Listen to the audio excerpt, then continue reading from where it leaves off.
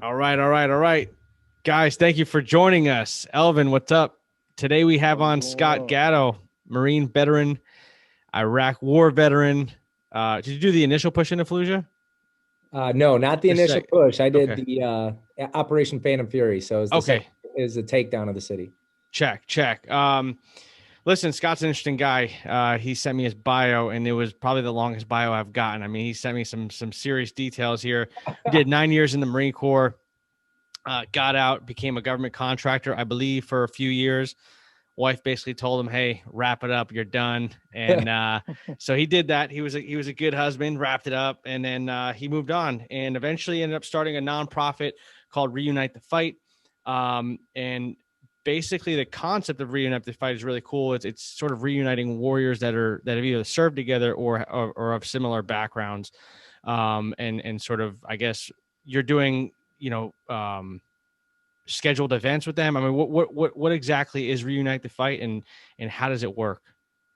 So Reunite the Fight was created in 2017. So I basically was sitting on the phone with a buddy of mine served with. His name's Nick Miziano. He wrote a book called Lava Dogs. It's about the Battle of Fallujah.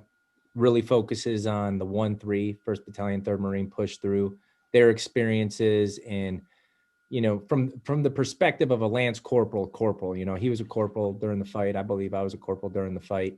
And so in a nutshell, we're talking about what we could do for veterans. Cause every last one of us run into problems with the VA, snags up with VA home loan. Somebody doesn't know all the right benefits. The benefits change from state to state. There's more available in certain states, like, if we're talking California, we could talk about if you're 10% or more disabled, you could send your kids to school for free, any college in the state of California, and not pay one dime of the tuition, as long as you're a living resident, right? A lot of veterans don't know about these things. So with 1-3, one thing that we struggled with was, we took some casualties in the war. So when we got through the push of Fallujah, the 26th of January popped around, and we lost 31 in one shot. 27 of them were our own. And then there was 4 on the crew, for a CH-53 Super Stallion. And so in northern Iraq, they claim a sandstorm came through, and the pilot drove himself into the deck instead of driving himself out of the sandstorm. 31 lives perish in a second, blink of an eye. Well, now your boys that you just kicked indoors with for 2 months, 2.5 months, are no longer there. And it was a pretty tough loss. There was a lot of survivor's guilt, a lot of questions like, why not me? And we lived with that for a long time. Well, 93 total came out of Fallujah is a KIA. I don't even know the number for wounded in action, but so now today we have lost 89 from the Battle of Fallujah to suicide. And so we're going to eclipse, if the statistics live true, we're going to eclipse the amount that actually died kicking indoors in urban warfare, where casualty rate is 80% or higher. So that was the focus of our conversation. What are we going to do, man? What drives us? Like, what makes us better people? And it all came down to the camaraderie, the brotherhood, the check-ins with each other. And so some people, including our own, had fallen off. We're like, where's Christensen at? Well, I know he lives in Idaho. Yeah, but has anybody talked to him? No. So it was getting back up with our own people initially and pulling those guys out of the rocky, hard places they were in. And then what we did is said, well, we could do this as an organization. And we, at the time, I don't want to go into like bad mouth and other nonprofits, but at the time, all the publicity was around Wounded Warrior Project, how much their CEO makes. And, these things are a lot of work. And we know that way better now than we did before. But what we wanted to do was create a organic organization from guys who had seen some stuff overseas, put, boots to asses, so to say. And we wanted to give back without making a dime, without taking anybody's money and spending it on our own, commonwealth, just, giving people a great opportunity to reconnect with some of the people they've served with, or even experience something, like the trips we take them on. And we can talk about those, and I'll let you ask some questions about the trips. But So it was all about reunions, and the Battle of Fallujah reunion had taken place. A few other Marines that we had served with that were also integrated into starting Reunite the Fight.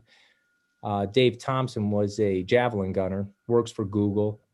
And so he kind of hip pocketed all the Google Meet meetings and getting us all set up with, web finders and things of that nature. And really just said, hey guys, like, look, this is how we need to run our operation. Sort of like you're a communication guy. Well, he was the comms guy for Reunite the Fight, getting us established so we could communicate with the rest of the world on what we were doing, from social media to a website to the basic internet and being found in searches.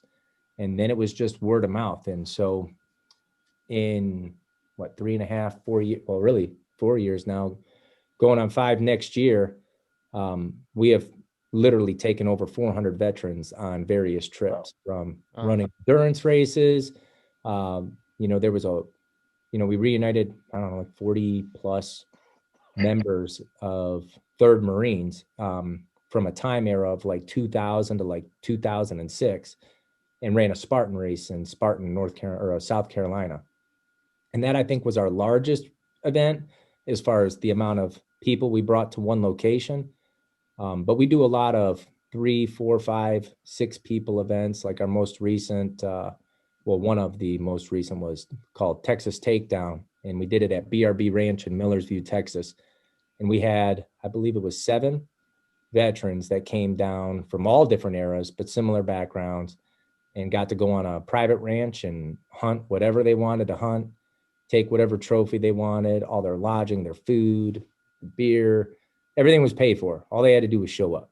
And these guys left with like some huge smiles. It was just, they didn't know people would actually care that much to do something like that for them. So when you're finding these guys, right, when you're sort of, making initial contact with these guys, I mean, what's the common state that you find them in? Are many of these guys thriving? Are you finding that more are thriving? Are you finding that there's an overwhelming percentage of them who are down in the dumps, for lack of better terms? I mean, what does that breakout look like? So we'll go off the referral basis, right? So our best candidates for these trips come from referrals who have either been on a trip with us, have been to a fundraiser and seen some of the other things that we do besides just reuniting veterans, some of the charity projects that we get involved with. And then, it comes and stems from people who see it obviously on social media, will reach out and say, hey, I know somebody who could really use a trip like the ones that you provide. And I'll say, okay, well, give me some more details, write me a paragraph, just summarize, who this person is, when they served, and what they're going through right now.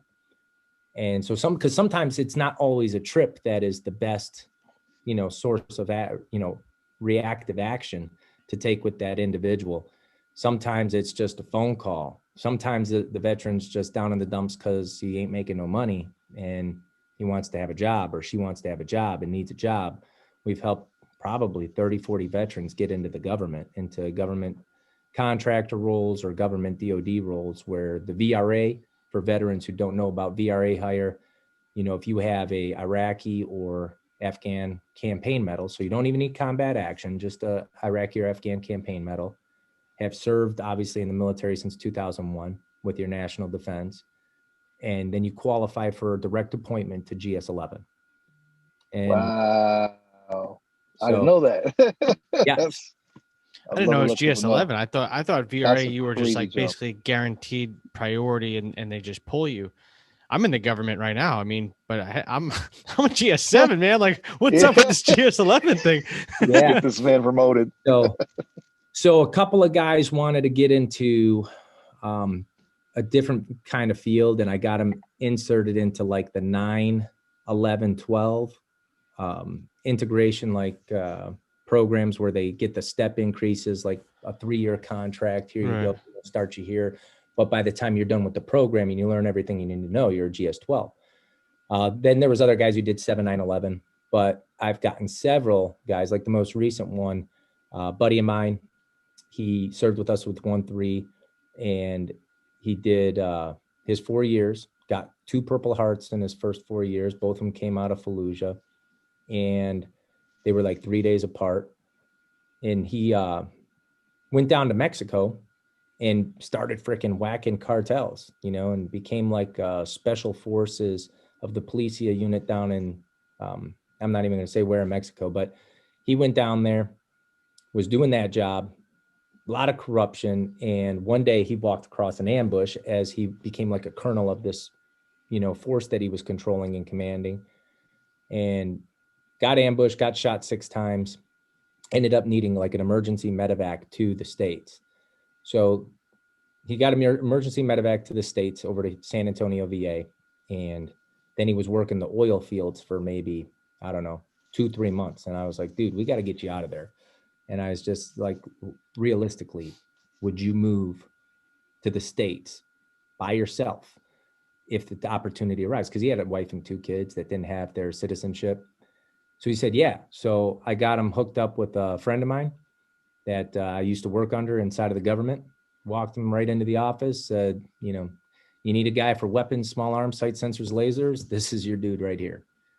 Sat him down. Interview lasted about a whole 2 minutes. And they did the VRA. I told him, I was like, it's going to take like 4 or 5 months. But when you get it, you're going to get direct appointment to GS-11. So he got it, GS-11. And we started the same time that, the basically NH-03, his team lead said, yeah, I'm going to hire you. We applied for his family's citizenship, and his kids are actually getting their citizenship this week. Oh, that's awesome. Hell yeah, man. And then his wife's going to get her citizenship in January. So they need to do a little bit more in her background. But so that's some of the other things that we do. But a lot of it all stems from word of mouth. I'm not trying to be a conglomerate. I'm not trying to be the biggest organization. I just want to be an organic organization where when people say, hey, I'm going to donate $1,000 to Reunite the Fight, that they know that their $1,000, where it's going and how it's helping people. And they can hear some of the testimonials from some of the veterans who've attended our trips and said, man, I've never had a better time in my life. And to give you just a bird's eye view into thinking about like what happens on an event, what we try to do is we try to bring some people that are doing well in the world, and we try to integrate them with some people who aren't doing so well. And the reason that works is because it gives these veterans an opportunity to connect with people that are like-minded. I had an example as I had this guy, Dwayne, he comes down on a fishing trip. We're doing some video, and GoPro footage, picking him up, and he's like, get that effing camera out of my face. I'm like, oh man, we ain't taking no pictures. I don't care. I don't like videos either. Like 2 days later, this guy's cutting it up, having a good time with us, telling us all the bad stuff he used to do and all the problems he has now. And now this guy's just like another brother of mine, texting me, when you coming out to Wyoming to come hunt with me? And I'm like, whenever you invite me, man, I'm coming. But, that's just kind of like one example of where the attitude, guy comes in, really piss poor attitude, and then all of a sudden realizes he's around people that like understand him, his lingo, his background, why he's so angry about certain things. And next thing you know, he opens up. And when they open up, it's like they ask anything about VA home loan, disability benefits, what about jobs? And you tell them about jobs, ask them if they're interested in different employment. And that's when it all starts to spill out. And that's what makes the trips so great, in my opinion. It's not just, I went on an awesome trip fishing in Florida or Alaska or hunting in Texas. That's the part that gets the hair to come down and gets them to kind of relax and open up a little bit. And then the real part is finding out what we can do to help them on a personal level. Because when we help them on a personal level, these guys are more willing to show up to a fundraiser or a charity event. Because the second portion of Reunite the Fight is, you don't have to be in a uniform to continue to serve. You find somebody in your community who needs you, a veteran who's sitting at the VA who doesn't understand the compensation and disability process. That's when you take that guy under your wing and you help them. And if you can't help them alone, you give us a call and we'll help them too. So it's kind of like I got your six type of deal, but expanding it by word of mouth and that network versus trying to just put out a bunch of crap on, I mean, like I know how social media and the internet work, but when you just put it out there, you're on one aspect, you're reaching a lot of people, but sometimes you're reaching a lot of the wrong people, if that makes sense. Oh, without a doubt. Yeah, there's a lot of upside to it, and there's a whole lot of downside. What do you do your trips at? Is it like specific states, or do you, it just kind of organically you find a certain amount of people? So how do you choose where you do your trips? So when we first started, like I took money out of my own pocket, and, you know, I'm a very avid outdoorsman, as you've seen in the bio. And so I basically called some guys that I'd fished or hunted with and said, hey, would you be willing to give me a discount and let me bring some guys down? You know, I'm starting this nonprofit and I need some help with it. So it still cost me, you know, like the first trip we ever did was Key West. That trip cost me out of my own personal pocket like $8,000 to take 6 vets down there and fly them all in and pay for their room and board. And I mean, I got a lot of things donated, like a condo, a boat rental, and a fishing trip. But you know, what happened is people would just kind of come out and say, hey, I see what you're doing. If you ever want to come to New York and go fish for tuna, or come to Maryland and go hunt ducks, Okay. give us a call. And I was just very upfront and honest with people, like, hey, I get the whole outdoor industry, and I don't want people to just think they got to give me everything for free, but we don't have all the money like the rest of your clients that are coming in and can just drop you $5,000. Like if I was going on my own personal hunt and I dropped $5-10 on my personal hunt, because I have it, I said, we have a budget that we got to work within because we have to do X amount of trips a year. That way, you know, we can touch the amount of veterans that we want to touch. And so, you know, some trips are all inclusive, like everything is paid for top to bottom. But the most thing that we ever make anybody pay for typically is like, if they're driving in from somewhere, like I'm not going to reimburse you your gas. You know, but you know, a lot of people will ask even that, or they'll say, hey, if I save my receipts on my way in from traveling from San Diego to, you know, Florida, will you reimburse me for my food? And it's like, look, man, like I don't want to like say I can't nickel and dime everything, but like certain things are covered. I try to give people the whole roundabout version of like what's going to be covered right in the beginning, and then just tell them right up front, like you're probably going to want to bring like $400 or $500, because if like you want souvenirs, or if there's something that, you know, if we're like, hey, we're wrapping up our bar tab, like night's over, if you want to continue drinking and doing your thing, I'm not going to stop you. You're a grown adult, but like the spending limit just gets cut at a certain time. Where are you out of? So I'm out of Michigan. Okay. And, you know, the one part of the question I didn't answer was so up till now, we've done events in 33 states. So just to give you a little synopsis into like, we've gotten around in the last 4 years. Nice. Yeah, that's awesome. Yeah. So, and another thing, just to clarify, this isn't just particularly aimed at this point towards Fallujah veterans, right? This is veterans in a general sense now. It originated that way, but it's grown and blossomed into encompassing all veterans. Yeah, so it was always all veterans. What we did from the get-go was, and this is info on the website as well, but so when you look at who we help, any veteran who's been honorably discharged. If you're an honorably discharged veteran, it's not just combat veterans. There's organizations out there. Like if you're an amputee and you want to go on a once in a lifetime trip, like with maybe you or 2 people or 3 people even, you know, there's a group called Wishes for Warriors, you know, and Brian Marshall, Bam Bam, you know, he's another guy you should bring on the podcast. He is, you know, he shot a couple of 50 cals, one in each arm, made a video on YouTube. It went viral. And then he started this nonprofit, and he helps guys that have lost something in battle, like arms, legs, eyes, things of that nature. And so there's organizations like that out there already. And what we found, like a lot of those guys are thriving, man. Like they hit their lowest point, and now they hit their rock bottom and they're thriving. Most of them, not all of them, but most of them. A lot of these silent killers are the PTSD, survivor's guilt. So when we started it as a group of Fallujah veterans and sitting in a room going, what is impacting us so much? And when we do have positive impacts, where do they come from? So the first couple events were, like trial by error and figure things out. And I didn't know all the veterans on the very first trip. We had some Afghanistan vets that served with 2-4, the Magnificent Bastards. And, I had a couple Fallujah guys that were down there helping mentor as mentors on the trip from 1st Battalion, 3rd Marines. And then on the second trip, it was a lot of just random 3rd Marines from every battalion of 3rd Marines over the course of like a 6-year span.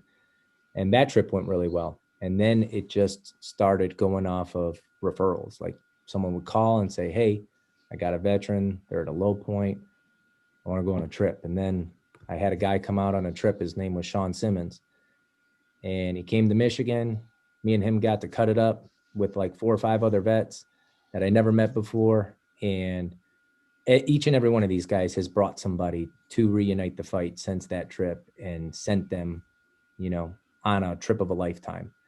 And one guy who was contemplating suicide and tried to commit suicide 4 times prior to that trip, is now married, healthy, got a kid, living his best life.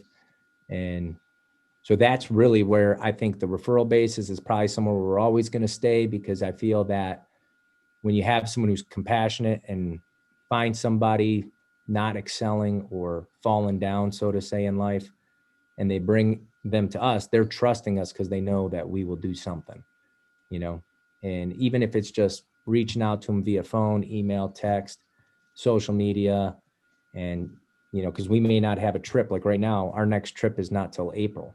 So we kind of don't do a whole lot in the winter because it's our downtime, time to recoup, time to figure out our game plan for 2021. And then we post it all out there about March timeframe. And then we just allow veterans to apply within and fill up the slots that are available, and, give them the best opportunities we can with whatever, gets donated or wherever we think we're going to come up with. And a lot of the organizations or outfitters that we've worked with some ones that weren't so great, and we've worked some ones really great. So obviously the ones that are really great, we try to continue to work with over and over again, because those relationships mean everything. Yeah. 2 things. One, when you have individuals that come on to these trips, I mean, how many of them are obviously you're having a large turnout, and then how many of them want to continue to be involved or stay involved after that? I mean, do they take roles of mentorship after experiencing what you guys sort of put on? Yeah. So I actually got a guy sitting in my office right now. He's a current active duty gunnery sergeant. And so he's big tech nerd now, so to say. He's into GoPros, drones, like this guy. I mean, we call him camera guy, so that's his call sign now. Camera guy, get up, let's go. He's always videoing everything that we do. He videos now, and this is what he loves to do. And he came out to the Texas hunt, and he's done some fundraisers for us out there in California at the self-made training facilities. Oh, yeah. I know the guy who owns those. Yeah. Okay. I used to powerlift with him. Yeah. Oh, nice. Well, so that's how he kind of started integrating himself into RTF. And now he's the camera guy. And then like the Sean Simmons guy, who is from North Carolina, he had some other people that he knew that wanted to help vets that he hunted with out in Iowa or had fished with down in Florida. And so he connected us with those organizations, and then also helped, fundraise and set up those trips. And then he actually went on those trips as an ambassador. So those were a couple of trips I don't have to go on every year. They do one out of Fort Myers Beach in June called Semper Fish, and there's a gentleman who donates. I'm sorry, I haven't heard that one before. That's a good one. Yeah, that's a good one. Like Semper Fish. Come on, it was always there. It was always there. Yeah, there's a gentleman. His name's Steve Hansman, and he just donates this trip every year because he was a Marine and he just wants to see Marines excel and get better. And so he says, send me 4 Marines every year. We've sent him a couple of Army folks, but he prefers Marines just because it's his money, his boat, his fishing tackle. So we're like, hey, yeah, we'll do that for you. But then there's another guy, Brian Peachy. He's out of Southern Florida, and he sets up another trip down there south of Tampa and runs a big tournament called the Grouper Grapple.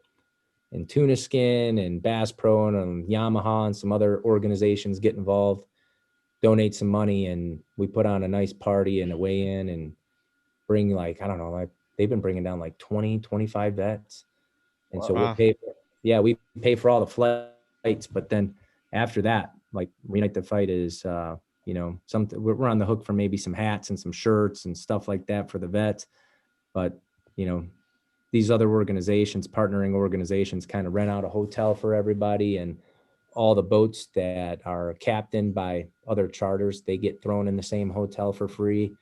And these charter captains just come up and we load up their boats with vets and take them out, and they have a grouper fishing competition over the course of a weekend. That's badass. Yeah. And day 3, then it's all about beer drinking and seeing who can stand up straight the longest.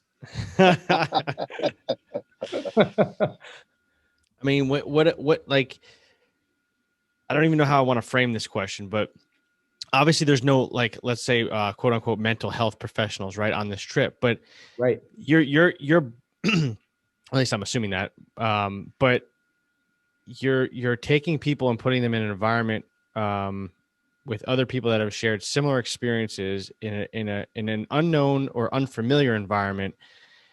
And I guess as someone looking from the outside, it's like, all right, well, that's what the military is, right? Like that's recreating that same environment where, like, you were in boot camp with a bunch of people that you didn't fucking know, right? And then all of a sudden, like, next thing you know, you're boys with homeboy from Tennessee, and like you never even been to Tennessee, Right. Is that sort of, is that the goods right there? Is that how it all starts, and then it starts to just sort of build and kind of crescendo from there? Yeah. So to give you an example of that, like last holiday we had was Thanksgiving. On Thanksgiving, I got text messages from probably like 15 different groups of different veterans that were on different trips that were like, hey man, happy Thanksgiving. They're all like saying happy Thanksgiving to each other and to me and to whoever else was on these text lines, because when you're on these trips, you're getting the cool moments, the highlight reel, the fishing, the hunting, the actual trophy you're putting in the boat or on the ground and taking the pictures with. Then you're getting the new camaraderie, the brotherhood, sisterhood experiences where these veterans are just coming together like, hey, I got your back, you got mine type of deal.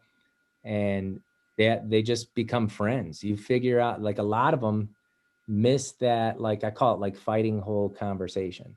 In the fighting hole, it's nighttime, it's cold, and you're just sitting there on watch, staring into a blank forest with imaginary bad guys that want to do nothing but keep you awake at night. And so the fighting hole conversation just takes place when these guys sit down and let their hair down a little bit and have a beer. And, I've had vets who come who are completely sober and dry, and they never touch a beer, but they still engage in the conversations and have a good time. Yeah, vets come down and, indulge in the finer lives of marijuana and THC and edibles. And I'm like, hey, I'm cool with that. Like, whatever floats your boat, just know, like, I give them like 3 rules. Like, 1, you got to sign this waiver, because if you don't and something happens, then I'm liable to have to take responsibility for it. And right now, like, if you don't wear a life preserver and the boat's sinking, like, you could drown. So I'm not taking responsibility of that in the heat of the moment. So you're going to sign this waiver now. And I've never had any kickback on that or pushback.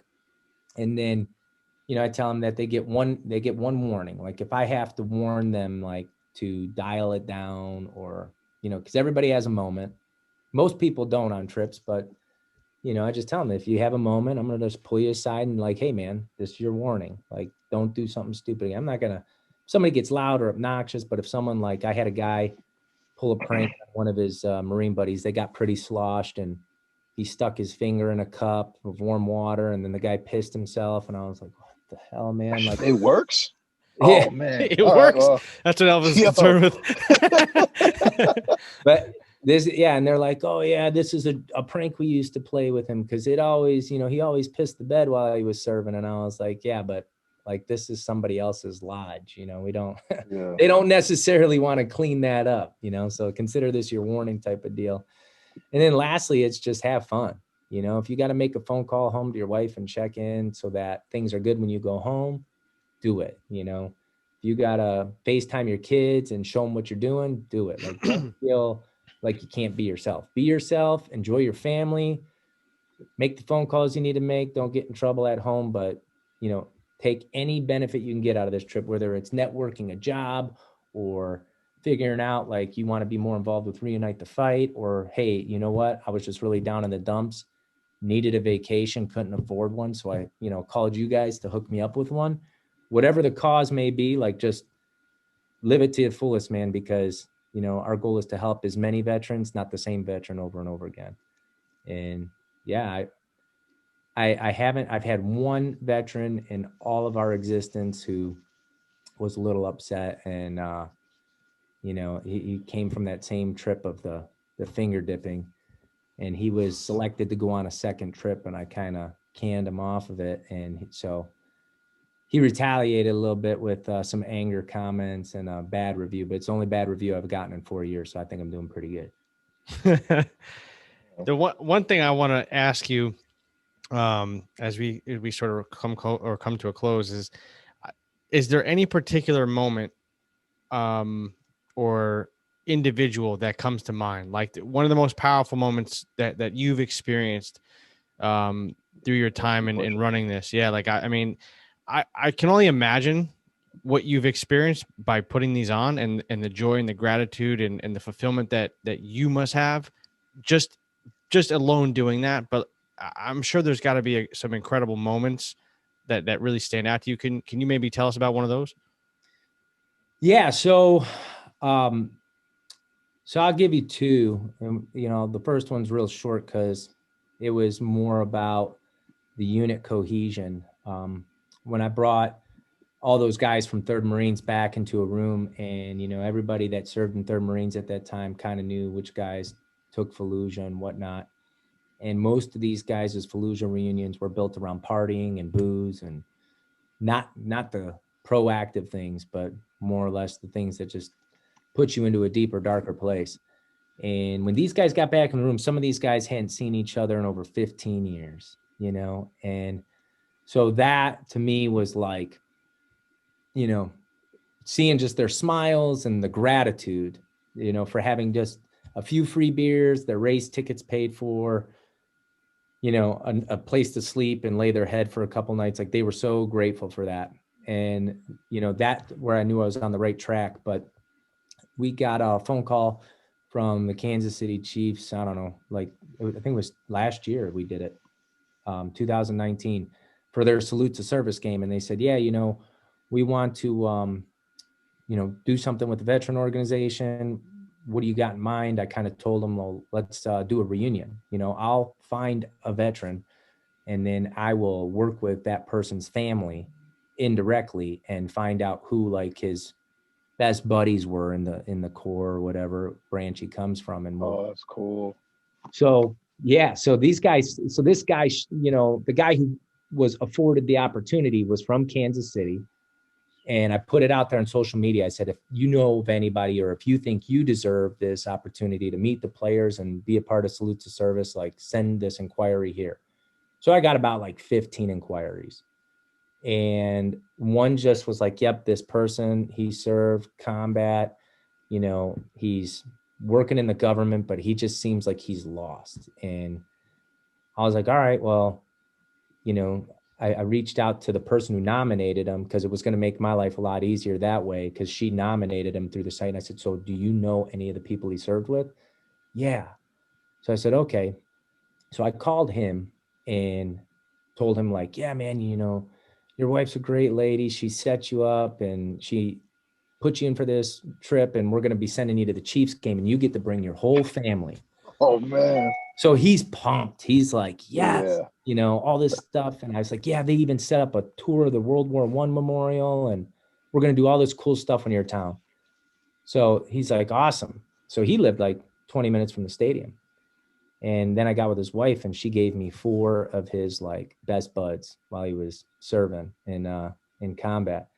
So all of them, you know, called me and I called them. And I actually knew one of the guys from my time in service, which was, you know, pretty crazy because he and I served together. And then obviously I went on my own way, and then he carried on with the same unit and deployed a few more times and ended up in another unit. Well, I get all these guys down there and he has no clue. We go to the World War I memorial. He shows up with his wife and his family, and the Chiefs are there, and there's, I don't know, like 10 or 12 players there.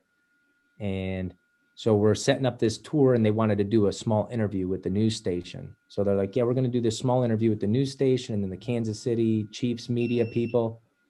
And then what we'll do is we'll take a tour. So they get through the media, and they said, hey, we have one more surprise for you. And they said, Scott, you know, go outside and get it. So this guy thinks like it's going to be like Pat Mahomes. Pat Mahomes wasn't like this, you know, but that's what he's thinking. He's like, oh man, Pat Mahomes, he's going to get Pat Mahomes. I know. You know, they're like giving him jerseys and shirts. And he's like, oh, that's what's coming next, you know? And that's what he told me it was, that he thought at least. So I go out, and, you know, now this guy's what, 20 years older, got glasses, can't see like he used to. The room's kind of dark, and in comes these 4 silhouettes, and they only kept the light on like where he was standing. And then when they appeared, this guy just like dropped down and broke into tears.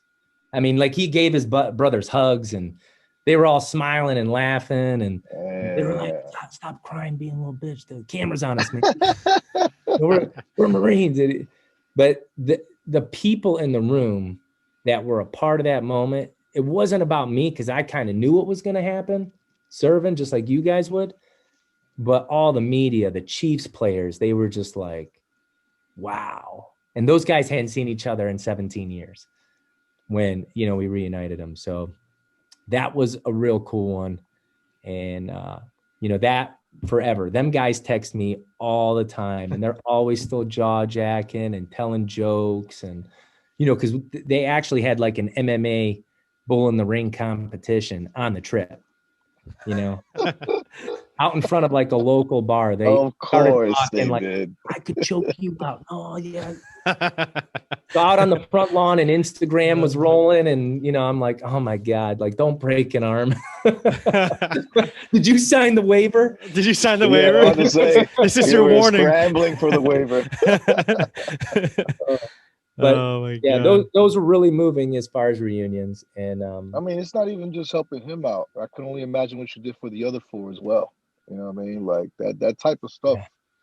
It's hard to explain how it helps, but it does. You know, I recently reunited with a friend of mine who's still in, and he went in Fallujah out there in like 05, and, you know, I'm doing okay, fairly, you know, have my days or whatever, but it was just weird. We just kicked it for a beer, and then we just started talking, and it just started snowballing all of these memories and all of these laughters and all of these times. And I don't know, like, whatever it was I felt, I definitely felt even better after that. And so, not like we try to keep it as a weekly thing to keep it together, you know, to meet up. But yeah, it's crazy to think that was like 15 plus years ago, eh?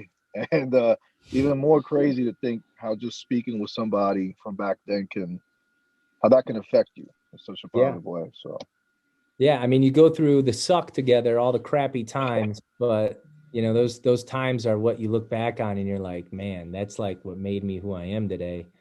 And, you know, it's funny how you find things to laugh about, you know, even in the worst times in the military. Especially the worst times. Right? You know, you're sitting in there in Fallujah. Oh, here comes Thanksgiving dinner. It's the green carton. Oh boy. Wonder what we got. What do we got here? Yeah. Nothing better They than ain't got smoking beef a stew cigarette. MREs. You know? I wonder if they squirted a bunch of jalapeno cheese inside of that freaking case. You know, I thought that was money. And in a sandstorm with the Mad Max goggles on. That was another good time right there. Just weird times like that. Yeah. You know, we had the shit happen shitter, the ammo crate you throw on top of the Humvee, you know, muffler. And, you know, when you got to go, you got to go. You know, most times it was like 4, 5, 6 days, you're plugged up, you're constipated, you're, you know, living in driven fear. And then next thing you know, like, oh man, I got to go. No, like I got to go. right now. I gotta let it rip right now. Yeah. Like black jacket and all, man. It's coming off. We're going for it. The funniest thing is, like, I had a buddy of mine on the podcast. Elvin couldn't join us for that one, but we were in Afghanistan together, and I actually opened up the podcast with a shit story, and it was like a 20-minute shit story. And this was the best to date. It's the best performing podcast we've had. The most viewership and the most average time watched just from that shit story. Combat shit stories are the best shit stories, bro. Yeah, well, that's what people want to hear about. I mean, Yeah. we were, we were talking with the camera guy over here. I was talking to him. I was like, man, we need to start a podcast and we need to talk about how stupid all this COVID stuff going on is. I mean, like, I get it. The virus is real, and I work in the medical field, so I sympathize with that. But come on, man. I mean, like, we weren't born yesterday.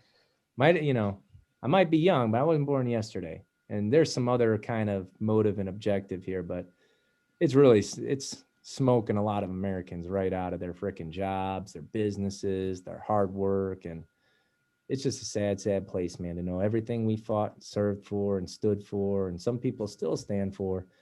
And it's just being manipulated by some people with a different agenda, But it's another talk for another time. A few more stories, I suppose.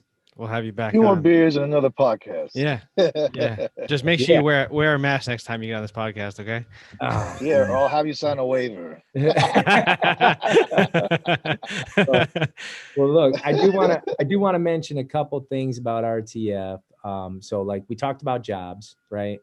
Resumes. They do a terrible job letting people out of the military as far as what's your next step, where are you going to go? You don't even know how to write a resume. So, I've helped a lot of people with resumes or hooked them up with organizations that write their resumes for free. I've helped them create USA job profiles, showed them how to submit, showed them how to take the little examination test at the end. So it's a step 1 through 20. Every step's covered, nothing's missed type of deal. Charity projects. There was a woman who lost her husband to suicide. We went over, she was running a daycare out of her home. We re-landscaped the whole thing, re-sided her house, put a bunch of kids equipment and sport equipment together, and, did that as like a charity community project, had like 40, 50 volunteers. I'd say 90% veterans showed up to do that. And, we had a woman back in 2018. She was a 46-year-old Navy vet dying of ovarian cancer. And, I said, what can I do? She said, I just want my daughter to be able to go to school and have it paid for, college. So I said, so I reached out to an organization that I knew did that kind of stuff. And, so they were able to take care of that. And she was so happy. And then I said, well, what do you think and you want to do, though? I want to give something to you. And she said, I just want to be able to take my daughter to a beach and put our toes in the sand before, I have to move on to my next phase of life. So we did a fundraiser, sent her to Hawaii for 11 days with her kid, all the excursion. Wow. $5,000 spending cash, every rental car, hotel, plane ticket, all completely paid for. Wow. And so that, when you talk about like some of the cool things that we've done, even donating service dogs. This year we're donating 3, maybe more, but right now we're donating 3, and they're not inexpensive. So for the vets that don't want to attend a trip, if a service dog is the answer, like, that's the route we go. So it's not always a trip. Some of that works for some, but what works for some doesn't work for others. So we try to expand our horizons and do everything we can. So if you ever hear something that Reunite the Fight could do for one of your fellow comrades, or even if you guys want to get on a trip with your comrades that may be down in the dumps, like, just give me a call. Send me an email, give me a call, link up with me on social media, at Gatto Scott on Instagram. We're at Reunite the Fight. Someone will get the message to me. I'm on Facebook, both Reunite the Fight and Scott Gatto. Like, send me a message. We're always here to help. So if everybody does their part, the world will be a much, much, much better place. Yeah, that was actually my next question, is how we can reach you. You took care of it all. So yeah, that's what I was thinking. I was like, man, this guy stole my thunder, man. No, I'm just kidding. Hey, do me a favor though. Send me all your links so I can post them in the description below. So for anybody who's watching, look below, check them out. I mean, I'm sure I have a guy right now in my mind that I'm like, this guy needs to go do this bad. So, I will definitely be reaching out, especially in regards to him. But thank you so much for what you're doing for the community as a whole. I think there's a reoccurring theme that's kind of been woven through this podcast through different guests, and they've all said it. And it's that your service doesn't stop when you get out of the military. You can continue to serve. We had Dakota Meyer on here. That was one of his main messages. We've had others on here that have espoused the same thing. And it is true. People say you have no purpose when you get out, or you feel lost, whatever. That's bullshit. You can find a purpose. There's purpose in serving your country and serving your fellow citizens to your left and your right, your neighbors and your coworkers, whatever it is. You can find yourself a mission and continue your service. So thank you for touching on that. And again, thank you for everything that you're doing. Hey, no, I really appreciate it, and I've enjoyed it. So, like I said, next time I'm up with Alvin. Let's do 2 beers and a podcast, man. Done. 2 beers in a podcast, dude. That's not the name of the for a podcast. You see what I'm saying? Come on. 2 beers in a podcast. I like it. That's it. Oh man. Well, listen, Scott. Thank you so much again. Be in a car with the 2 beers. So yeah, next time. Yeah, come on, man. We better set up. That's right, man. Scott, and Alvin, we're coming at you. 2 beers and a podcast. We're going to give you answers. And, I know that when we've got a lot of things dropping this year from just some videos that other people who have supported or are veterans working in different fields, from mortgage tips to VA loan, chronological knowledge. You can use more than one VA loan, at a time. You can pay one off and use one at a time. The mortgage rates, where they're going, where they're anticipated to be, where you're sitting, when you should decide to refinance, when it's good to. So we're going to put out all those little tips of the trades around mortgages, VAs.